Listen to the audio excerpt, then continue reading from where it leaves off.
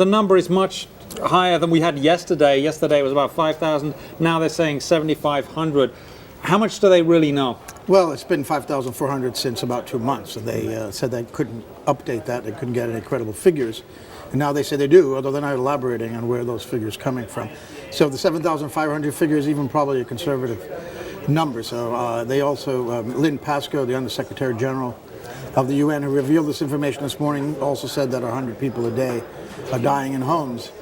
That's one city. One city. One city. It could be not even a very big simple city. arithmetic here, you know. Because it's been going on for 4 weeks now. And Joe, that change in the number over 2 months tells us just about how much this is escalating and how dangerous a country and how this country is really falling apart in many ways for the common people there.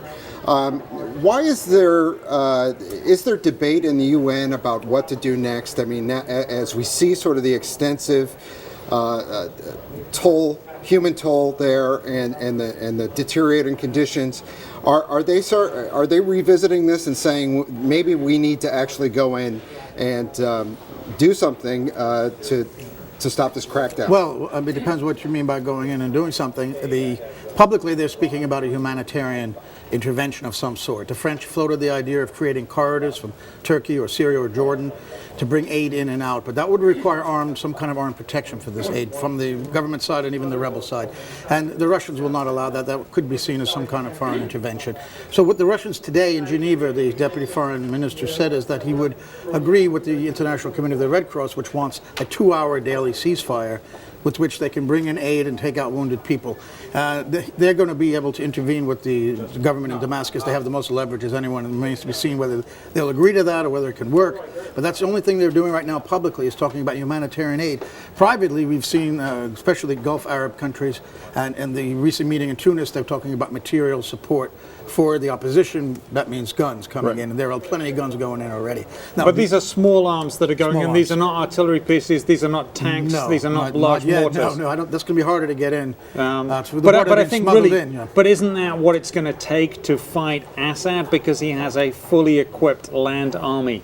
Well, but we've seen throughout history, asymmetrical warfare, guerrilla warfare has defeated the strongest armies in history. I'm not saying that's what's going to happen, but you're right. It's definitely not a proportional balance in terms of the arms. So. Quote here from the UN High Commissioner for Human Rights, Navi Pillay, quote, "There must be an immediate humanitarian ceasefire to end the fighting and bombardments."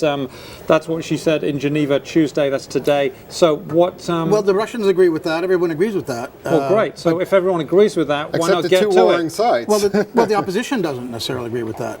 They think that stopping their fight against Assad will give him space. He's still in power. So that means their revolt ends. I mean, what does it lead to? A negotiation? They don't want him to stay. The Russians would want Assad to discuss with the opposition, maybe having elections. They just had a referendum, everyone in the West and the opposition have dismissed, but they had a referendum, was approved to have multi-party elections. We don't have very long. In fact, I was told to move on, but we're not going to, because I got to ask you, why aren't we doing the same in Syria as we did for Libya? Very different country in terms of geography, where it's located. You intervene there. Is it oil? Is it oil? The reason there's a lot of oil coming out of Libya. Well, there's much more oil in Libya, of course, than there is in Syria. But that may have been, that's a whole other program. But I would say that if you intervene and create an even bloodier conflict, it could spill over into Lebanon easily. It could have effects on Israel and Turkey. It's just not going to happen. Even though people in the West want to do something, that's just not an option right now. Too flammable.